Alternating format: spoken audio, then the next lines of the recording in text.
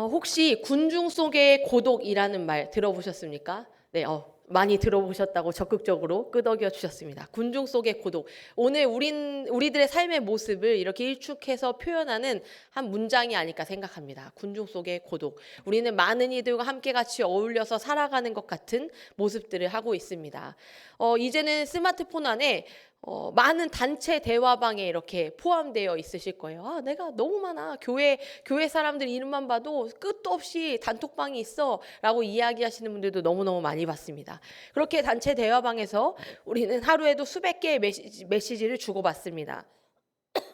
또 우리 직장 생활하시는 성도님들은 바쁜 직장 생활 속에서 또 그리고 그 남은 시간에 어떤 날에는 이제 교회 저녁 예배 오시고 또 남은 날에는 또 사회에서 사람들과 같이 어울려서 만나야 하는 그러한 약속들에 또 쉴 틈 없이 그 시간들을 또 보내고 있습니다.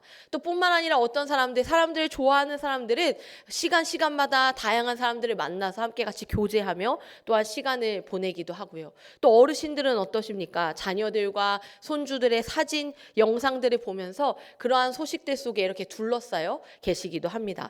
표면적으로 우리는요, 그래서 그 어느 때보다 외롭지 않고 꽤 긴밀하게 서로 연결되어 있고 많은 이들과 더불어 살아가는 것처럼 보입니다. 그런데 이상하게도 그렇게 보이는 것과 달리 오늘날 많은 사람들이 우울증 또는 그러한 어떤 외로움들에 시달리는 것들을 보게 됩니다. 우리 마음 한구석이 늘 허전하고 텅 비어 있는 것들을 봅니다. 왜 그럴까요? 우리가 생각하는 함께함이라는 것이 어쩌면 진짜 고독을 회피하기 위한 몸부림에 불과한 그러한 함께함일지도 모르기 때문입니다. 더 쉽게 말씀드리면 진짜 함께함이 아닐 수도 있다라는 것입니다. 교회에서는 어떠세요? 제가 이제 교회 안에서 어렸을 때부터 신앙생활을 저도 나름대로 해왔고 또 사역자로서도 교회 안에서 머물러 오면서 제가 그냥 어떤 한 명의 어린이 또는 성도로서 머물렀던 시간, 나아가서 전도사가 되고 목사가 된 모든 시간 통틀어 공통점이 있는 것은 무엇이냐면 교회 안에 우리는 언제나 함께 여러 사람들이 모여서 떠들썩하고 즐거운 것 같지만 그 안에 외로움이 분명히 존재한다. 서로 분명히 웃고 있으나 그 보이지 않는 투명한 유리들이 서로 안에 서로를 갈라서서 내가 이 교회에 있는데 이 교회에 내가 의미 있는 존재는 맞는지, 때로는 내가 이 교회에 안 온다고 사람들이 그걸 알까 싶은 고민들을 하시는 성도님들을 또 만나게 되는 것도 같습니다. 오늘 우리가 함께 나눌 디트리 보네포 목사님의 이 책은요, 아주 날카롭고도 흥미로운 진단을 내리는데요. 지지난주에 이어서 많은 그리스도인이 교회 공동체를 찾는 이유에 대해서 오늘도 날카롭게 이야기합니다. 그렇게 많은 사람들이 교회 공동체를 찾는 이유가 실상은 혼자 있는 것이 무서워서라고 이렇게 적혀 있습니다. 혼자 있는 것이 무서워서. 보네퍼는 이러한 사람들에게 공동체는 환각제가 될 뿐이다 라고 이렇게 경고합니다. 제가 말한 것이 아니니까 환각제라고 하지 마시고요. 책에 쓰여 있습니다. 자기 자신과 마주하는 것이 두려워서 사람들 속으로 숨어드는 것은 진정한 교제가 아니라 단지 외로움을 잠시 잊게 해주는 마약과 같다라는 것입니다. 사실 저도요, 사람들을 되게 좋아했던 시절이 있습니다. 지금도 물론 사람들을 좋아하는데요. 지금 제가 누군가를 좋아하는 것과 제가 이 대학생 시절 20대 때 사람들을 좋아하는 것은 굉장히 차원이 다릅니다. 그 시절 저는요, 사람이 너무 좋았습니다. 길을 가면요, 멈추지를 않았습니다. 저는 지하철에서 처음 만난 사람들하고도 얼마든지 대화를 할 수 있고요. 학교에서도 정치인이라는 별명이 있었습니다. 왜냐하면 저희 그 교문에서 이 언덕까지 올라가는데 다른 사람들은 뭐 한 3분이면 올라가는 길을 저는 한 20여 분에 걸렸거든요. 왜냐하면 한 명 한 명 인사를 나누느라고. 굉장히 관계성이 넓고 스마트폰을 바꾸러 가면 사업을 하냐고, 젊은 사람이 사업해요? 어떻게 핸드폰에 2,000명이 넘게 저장이 돼 있어요? 이런 얘기를 듣기도 하고요. 명절이 되면요, 하루는 꼬박 누군가에게 인사를 보내느라 고개를 들 시간이 없었습니다. 근데 그랬던 제가 그러한 삶을 조금은 청산하고 지금도 여전히 사람들을 너무너무 사랑하고, 지금도 저는요, 안 믿으시겠지만 집에 있을 때도 성도님들 생각을 많이 합니다. 그만큼 사람에 관심이 많습니다. 이게 어떤 목회자로서의 어떤 그러한 뭐 기쁜 마음, 뭐 그런 것도 있을 수 있겠지만 그보다 그냥 저는 되게 사람을 사랑합니다. 그런데 그때 저는요, 사람이 굉장히 저에게 우상이었던 것 같습니다. 사람들과의 관계성이 너무너무 중요하고 소중하고 이 관계성을 내가 꽤 열심히 쌓아왔노라고 생각했던 시절이 있습니다. 그럴 때마다 저희 엄마가 항상 야, 너 사람이 우상이다. 하나님이 너 사람 때문에 망하게 하신다. 라고 항상 경고를 상당히 날카롭게 하죠. 면전에 대고 이렇게 항상 그렇게 해주고도 했습니다. 근데 생각해보면요, 그때 그 시절에는 그 많은 사람들과 시간을 가득가득 보냈거든요. 오죽하면 11시 전에는 집에 들어오질 않았습니다. 저는요, 잠을 못 잔 적이 없습니다. 하루 종일 떠들어서 숙면에 취했거든요. 너무 피곤해서 꿈도 안 꾸고 잡니다. 그런데 그랬던 제가요, 어떤 날 그런 생각이 들더라고요. 이렇게 사람들 속에 둘러싸여서 사람들을 만나고 사람들과 함께하는 시간을 보내다 보니 무엇을 할 시간이 없냐면 나라는 사람을 깊이 있게 직면할 시간이 사실 없습니다. 내가 오늘 어떠한 말들을 쏟아 놓았는지, 내가 오늘 했던 행동들이 어떠했는지, 내가 요즘 어떤 생각을 하며 살아가고 있는지 그러한 것들을 깊이 들여다볼 시간 없이 조금만 고민하다가 에이 몰라 일단 나중에 생각하자 하면서 그렇게 하루를 지나고 또 하루를 지나는 시간들을 이렇게 보냈던 것 같습니다.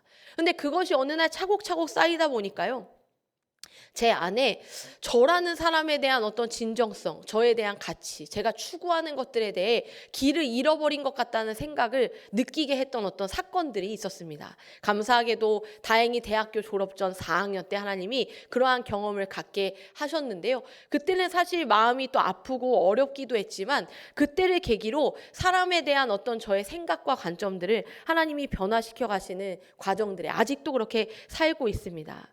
그러니까 어찌 보면 방금 전에 말씀드린 것처럼 저 또한도 저 자신을 마주하고 저 자신의 어떤 진짜 모습, 저의 어떤 가치를 제가 직면하여 생각해 보기보다는 다른 사람들 속에 있으면서 다른 사람들과 함께 어울려 있는 저를, 또 다른 이들이 평가하는 저를, 그것을 저라고 생각하면서 진정한 교제가 아니라 그날 그렇게 어떤 저의 기쁨을 채워가고 또는 외로움을 또 해소하는, 또 그렇게 저의 어떤 에너지들을 함께 같이 풀어내는 그러한 삶을 살았던 시절이 있지 않았나, 이러한 생각을 합니다. 근데 보네포 목사님은요, 공동체에 대해 이렇게 이야기합니다. 공동체를 또 강한 표현이 나오는데요, 정신요양소나 잡담의 장으로 만들지 말라라고 당부합니다. 그러면서 오히려 아주 역설적인 제안을 책에서 하는데요, 이렇게 이야기합니다. 여러분, 진짜 공동체를 경험하고 싶습니까? 그렇다면 먼저 혼자가 되십시오. 한번 다시 읽어드릴까요? 여러분, 진짜 공동체를 경험하고 싶으십니까? 그렇다면 먼저 혼자가 되십시오. 내가 혼자가 되는 그 경험이 먼저 충분히 이루어진 자에게 진짜 공동체가 있을 수 있다는 겁니다. 근데 많은 사람들은요, 혼자 있는 것에 대한 관심보다는 자꾸만 공동체 안에 있으려고만 합니다.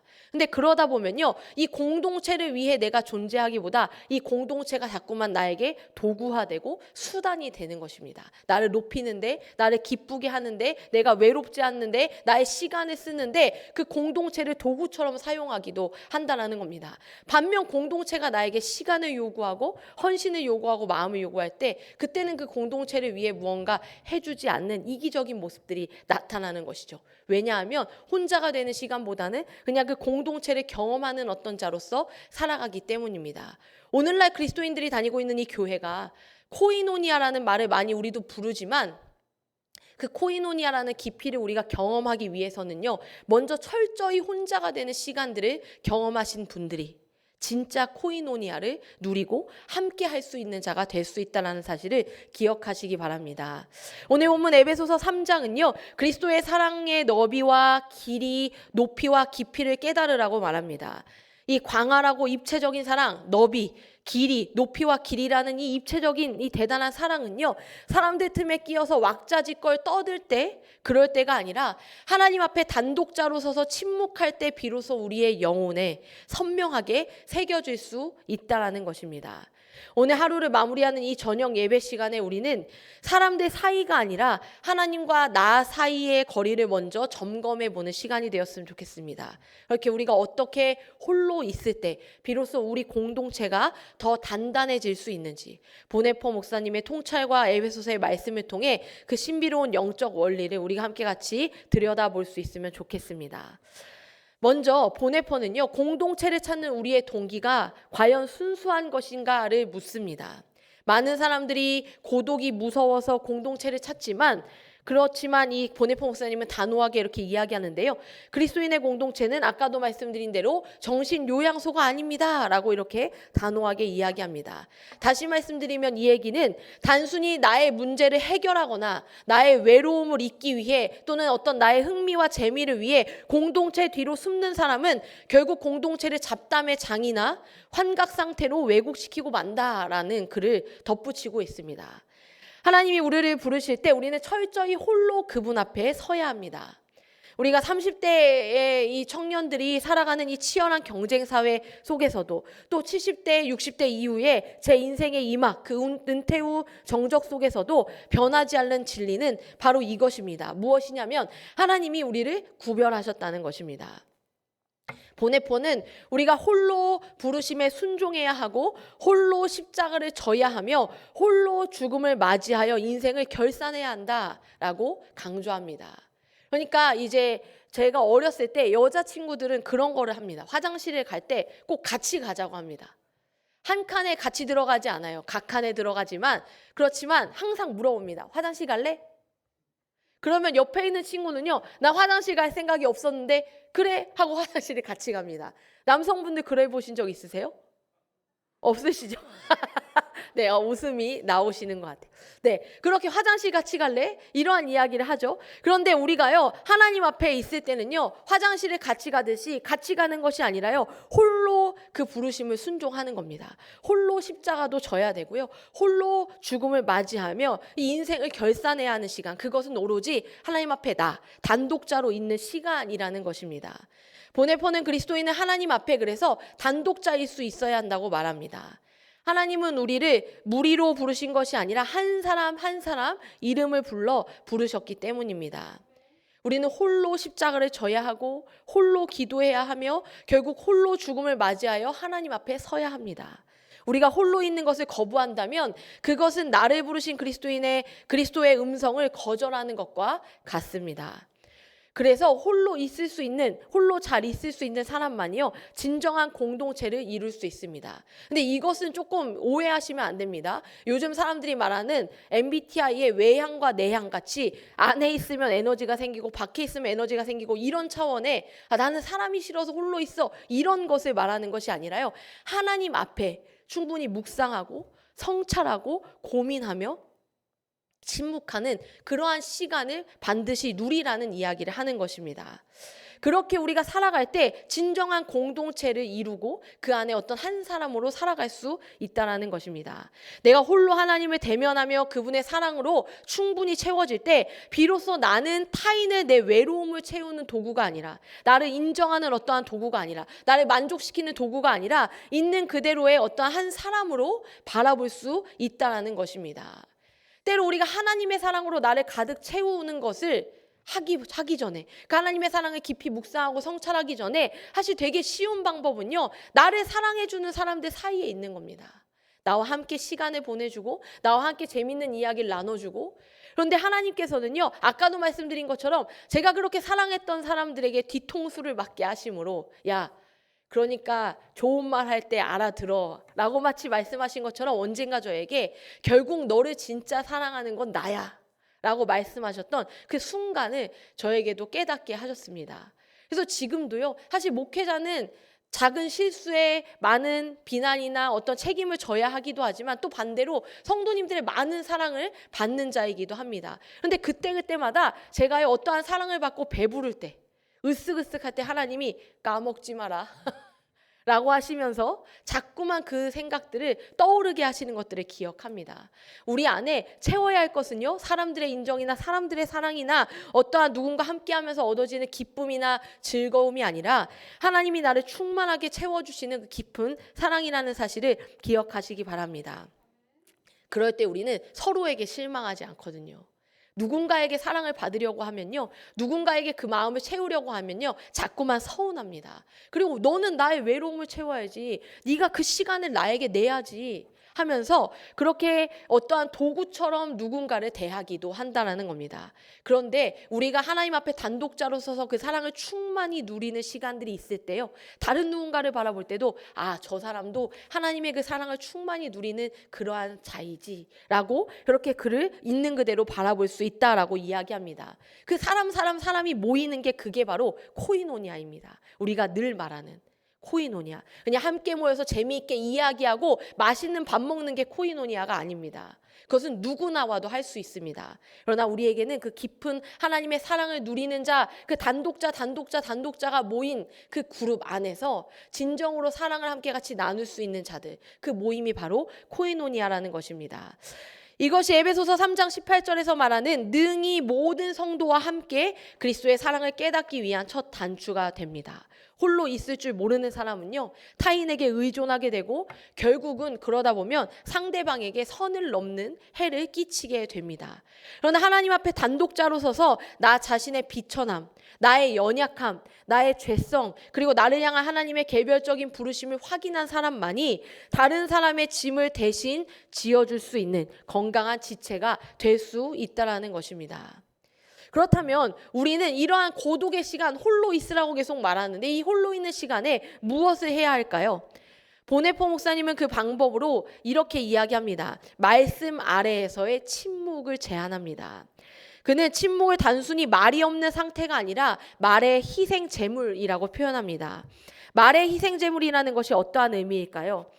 잡담이 공동체를 이루지 못하듯, 네, 그렇습니다. 잡담은 공동체를 이루지 못합니다. 그러니까 우리가 해왔던 구역 모임, 이제는 목장 모임으로 가는데요, 거기서는 잡담을 하는 자리는 아닙니다. 그건 결코 공동체를 세우지는 않습니다. 우리도 모르게 누군가가 재미있다고 하는 이야기를 들을 때 마음속에 저 사람은 왜 저런 얘기를 해? 왜 저렇게 말해? 이 시간은 예배 드리려고 모였는데 왜 이렇게 시간을 써? 이럴 거면 난 안 왔으면 좋겠다 하는 상처들을 남기기도 하거든요.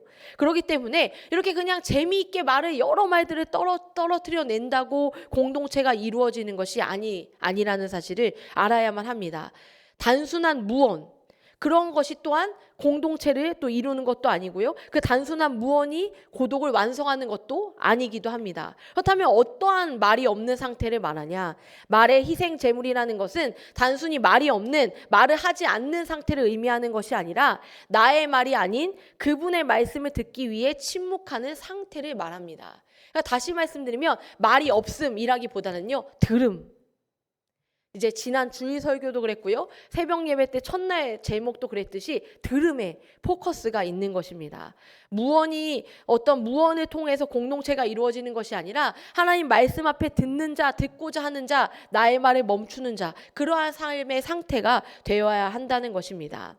보네퍼는 그렇게 나아가서 우리가 말씀을 듣기 전과 후에 반드시 침묵해야 한다라고 이야기하며 이렇게 말합니다.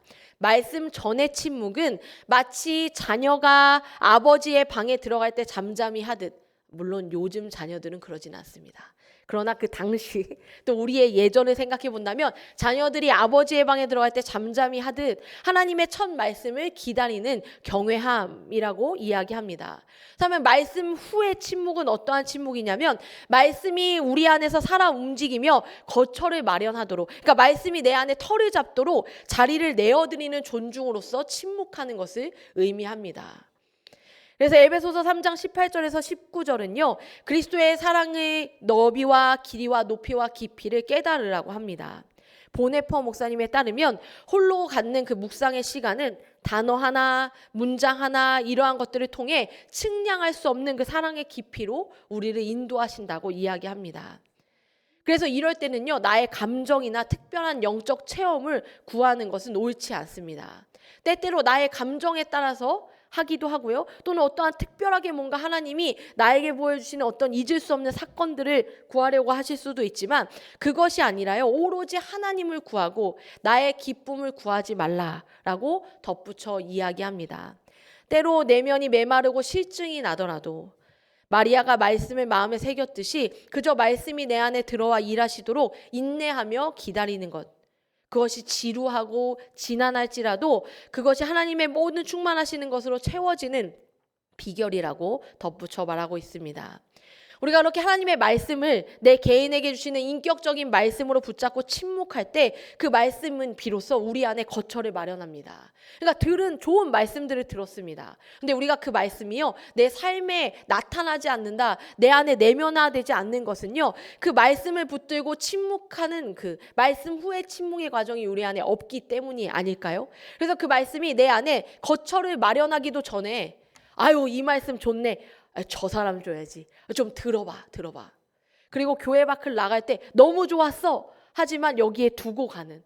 그래서 내 안에 말씀이 내면화되기도 전에 그 말씀이 어딘가 공중으로 사라져버리고 마는 그러한 우리들의 모습을 보기도 합니다. 그래서 말씀을 듣고 나면, 말씀을 읽고 나면 그 말씀이 내 안에 거처를 잡도록 자리 잡고 내 안에 깊이 뿌리 내릴 수 있는 시간들을 하나님 앞에서 갖는 것이 필요하다라고 말하고 있습니다.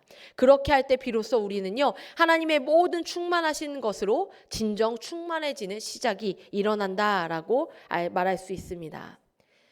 나아가서 보네포 목사님은 홀로 있는 시간의 절정이 중보 기도라고 말합니다. 내가 홀로 골방에서 형제를 위해, 가족을 위해, 성도들을 위해, 누군가를 위해 기도할 때 그 사람은요, 더 이상 나에게 괴로움을 주는 존재가 아니라는 것입니다. 십자가 아래서 은혜가 필요한 가련한 죄인, 연약한 존재로서 보이기 시작한다라고 말합니다. 보네포는 우리가 홀로 있는 시간에 드리는 중보기도를요, 이러한 독특한 표현으로 정의합니다. 바로 개인과 공동체가 날마다 들어가야만 하는 정화의 욕실. 다시요, 개인과 공동체가 날마다 들어가야만 하는 정화의 욕실이라는 표현을 사용합니다. 욕실은 어떠한 공간일까요? 네, 어려운 퀴즈는 아닌데 욕실 쓰시잖아요.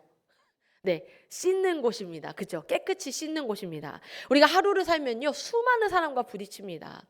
그 과정에서 우리 마음에는 보이지 않는 감정의 오물이 이렇게 묻고 차곡차곡 쌓입니다. 누군가의 무례한 말에 상처받기도 하고요.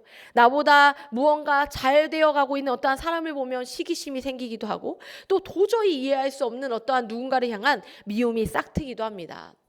30대 직장 동료 관계든지, 또 40대 어떤 부부 관계든지, 또 50대 어떤 성도들 간의 관계이든지, 또 70대 오랜 지인 관계이든지, 인간관계의 갈등은요, 우리의 영혼을 끊임없이 자꾸만 때묻히고 더럽힙니다. 이러한 상황 가운데 우리에게 필요한 것이 바로 정화의 욕실로 나아가는 과정이라는 것입니다. 그것을 씻지 않는 것은요, 날마다 집에 가셔서 양치를 하지 않으시고 발을 안 닦고 주무시는 것과 같습니다. 우리가 그것은 열심히 하면서 정화의 욕실로 날마다 나아가지 않고 차곡차곡 여기에 쌓아놓고 누군가에 대한 어떠한 그러한 오랜 마음들로 그냥 담아두고 살아간다면요, 이 교회는 어떻게 되겠습니까? 우리 가족은 어떻게 되겠습니까? 그렇기 때문에 우리에게는 이것은 아주 반드시 필수적으로 필요한 것임을 기억해야 합니다. 그렇게 중보기도는요, 첫 번째로 나의 시선을 씻어내는 곳이라고 표현합니다. 우리가 미워하는 사람을 품고 기도의 골방, 즉 정화의 욕실로 들어간다라고 상상해 보십시오. 그곳에서 우리는요, 나에게 고통을 주던 그 사람의 얼굴이 아니라 그를 위해 그리스도께서 죽으신 은혜 받은 죄인의 얼굴을 보게 된다라고 말하고 있습니다. 나의 주관적인 감정과 편견의 때를 기도의 물로 씻어내고 나면 비로소 하나님의 시선으로 그 사람의 곤궁과 필요가 보이기 시작합니다. 사실 이렇게 이야기 들으면요, 굉장히 좋은 말로 막 이렇게 써놨으니까요, 그래 당신부터 해봐, 이렇게 들리실 수도 있습니다. 사실 가장 힘든 설교를 들으실 때 미워하지 마라, 뭐 사랑해라, 이런 얘기 들으실 때 굉장히 마음을 불편하게 느끼신다라는 것을 저도 항상 느낍니다. 근데 이거는요, 저는 정말 많이 해봤기 때문에 알 수 있습니다. 아마 지난번에도 제가 말씀드린 것 같은데요, 이렇게 정화의 욕실은 굉장히 중요합니다. 사실 누군가에 대한 어떤 그런 상처, 미움, 고통을 줬던 사람들이 여기 차곡차곡 담는다면요, 저는 아마 절에 다녔을지도 모릅니다. 그것에 다 쌓아놨다면 목사로 못 살았을 겁니다. 볼 때마다 마음이 상처가 받고, 제가 그때도 말씀드렸지만 저는 사실 개마고원까지 뒤끝이 있는 생각보다 다른 소심한 유형인데요, 그 미워하는 마음들만큼은 그래도 조금 벗어나려고 많이 애썼습니다. 처음에는요, 미워하지 않기 정도를 했는데요, 더 쉬운 방법을 찾아낸 것이 뭐냐면 사랑의 버리기더라고요. 사랑의 버리기. 미워하지 않기, 용서하기를 건너뛰고 사랑의 버리기로 전 넘어갑니다. 용서는요, 좀 오래 걸리는 것 같습니다. 근데 사람들은 미워하지 않고 용서를 한 다음에 사랑하려고 하거든요. 그럼 거의 이 생에는 사랑을 못하고 끝납니다. 근데 이걸 다 건너뛰고 사랑해버리는 겁니다. 그래서 저는요, 대부분 미워하기와 용서하기를 건너뛰고 사랑해버린 다음에 그 다음에 시간이 좀 지나면 용서가 되고요. 그리고 나면 미움은 저의 노력과 상관없이 없어져 있는 걸 발견합니다. 사랑해버리기는 그럼 어떻게 하는 거냐면요. 미워해버리는 방법과 원리는 같습니다. 누군가를 미워하는 방법이 뭘까요? 그 사람이 얼마나 미운지를 묵상하면 됩니다. 나한테 한 짓, 나에게 한 말, 눈빛, 말투, 태도, 그걸 막 묵상하면서 와, 어떻게 그렇게 말해?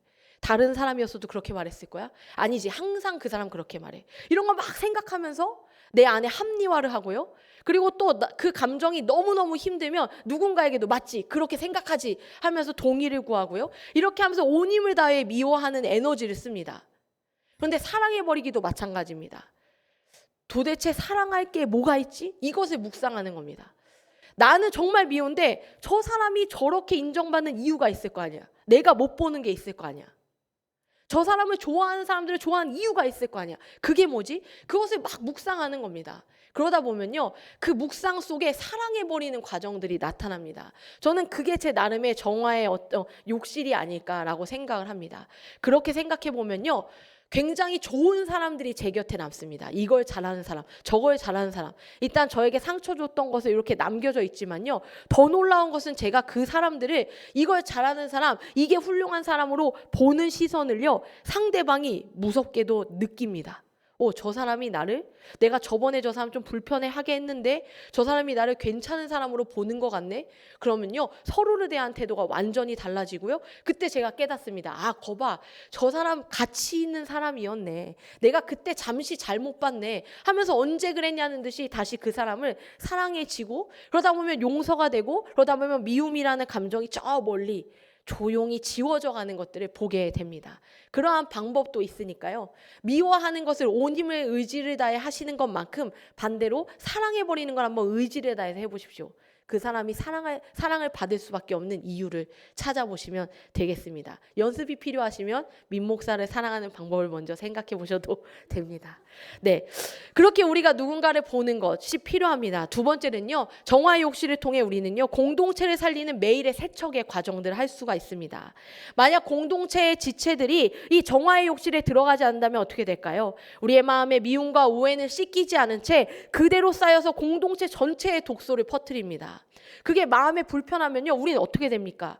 그냥 이것은 누구의 어떠한 이야기가 아니라요, 그러한 일들 때문에 우리는 교사를 못하게 되고, 그죠? 구역 모임을 못하게 되고, 교회 안에 어떠한 섬김을 못하게 되고, 많은 어려움들이 일어납니다. 제가 그 경험이 있는데요, 제가 교육부서 사역을 할 때 언제나 사이가 안 좋은 부서가 있습니다. 유년부와 초등부, 중등부와 고등부입니다. 놀랍게도 사실 한 팀이 될 수 있는 부서인데 따로 있을 때 싸움이 많이 납니다. 그런 의미에서 저희 교회는 유초등부가 합쳐져 있고 중고등부가 합쳐져 있어서 은혜입니다. 근데 그렇게 사이가 안 좋은 많은 교회를 봤는데요, 어떤 날에 이 유년부와 초등부를 합쳐서 어린이 교회로 만들으라는 어떤 미션이 저에게 떨어진 적이 있고요, 또 한 교회에서는 중등부와 고등부를 합치라는 미션이 떨어진 적도 있습니다. 그런데 그럴 때 가면요, 선생님들이 다 이렇게 말씀하세요. 저는 내년에 교사 못합니다. 그렇게 이야기를 하세요. 그러니까 그 얘기의 뒤에 있는 건 뭐냐면, 저는 내년에 초등부랑 합치면 교사 못합니다. 저는 내년에 고등부 선생님들하고 함께는 교사 못합니다. 막 이렇게 이야기하시거든요. 그러면 제가 이렇게 아주 전곡을 날카롭게 찌릅니다. 제가 날카로운 면도 있습니다. 이렇게 찌르는데요, 아이들을 그렇게밖에 사랑하지 않으시는군요. 지금까지 선생님이 하셨던 사역은 아이들을 바라보는 것이 아니셨습니까? 그렇게 얘기하면 다 가만히 눈빛으로 레이저를 쏘십니다. 일주일 시간을 드리겠습니다. 일주일 뒤에 기도하고 오셨는데도 하고자 하지 않으시면 내려놓으셔도 좋습니다. 저는 목자가 필요하지 양이 필요하지 않습니다. 그러고 나면요, 이틀 만에 문자가 옵니다. 하겠습니다. 죄송합니다. 미안합니다. 근데 그렇게 사실은요, 그 마음을 한번 꺾은 그 선생님들 있죠. 그분들이 놀랍게 하나 되는 이 공동체 안에서 굉장한 키의 역할을 하시는 것을 봅니다. 왜냐하면 그 갈등을 한번 하셨기 때문입니다. 내가 그럼에도 불구하고 함께 해야 할까? 그냥 그 고민 없이 함께하는 사람과 내가 진짜 싫은 이 사람들하고 함께 해야 돼? 그 고민을 충분히 묵상하고 기도한 사람의 그 사역은요, 굉장합니다. 그래서 저는 이 두 교회에서 굉장히 놀라운 부흥을 경험했던 기억이 납니다. 그 부흥은 그 선생님들의 하나됨의 헌신에서 나타난 것입니다. 저도 사실 그렇게 말하고 얼마나 조마조마했게요. 너무 세게 말했나? 그랬다가 선생님 진짜 그만두신다고 하면 뒤에 가서 발목을 붙들고 잡으면서 자존심은 다 내려놓고 두 손이 발이 되도록 빌어야지 라고 이미 그림을 그려놨는데, 감사하게도 선생님들이 이미 성숙한 신앙을 가지고 계시기 때문에 미안해요 전사님, 미안해요 목사님, 제가 사실 아동부에 상처가 있었어요.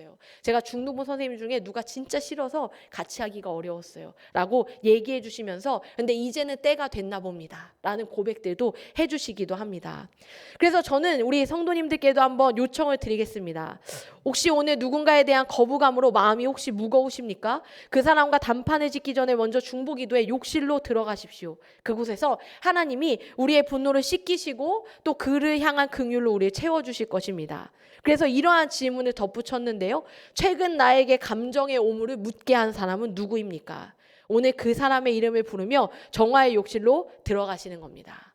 한번 이름을 불러서 들어가 보십시오. 제가 집에 도청장치를 설치하지 않았으니까요. 편히 이름을 부르며 들어가시기 바랍니다. 오늘 밤 그렇게 우리의 골방을 정화의 욕실로 만드십시오.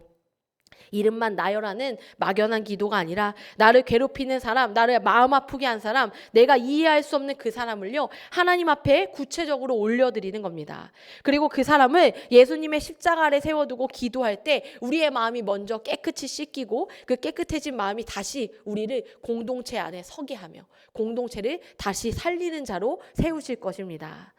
성도 여러분, 보네퍼는 오늘 우리에게 아주 날카롭고도 분명한 영적 원리를 제시합니다. 이 말을 한번 들어보십시오. 홀로 있을 수 없는 사람은 성도의 교제를 경계해야 하며, 성도의 교제 안에 있지 않은 사람은 홀로 있음을 경계해야 합니다. 다시요. 홀로 있을 수 없는 사람은 성도의 교제를 경계해야 하며, 성도의 교제 안에 있지 않은 사람은 홀로 있음을 경계해야 합니다. 우리는 지금 어느 쪽을 경계해야 하는 자리에 서 계십니까? 자꾸만 홀로 있으려고 하시고 성도의 교제 안에 있지 않으려고 하십니까? 아니면 자꾸만 교제 안에만 있으려고 하고 홀로 있지는 않으려고 하십니까?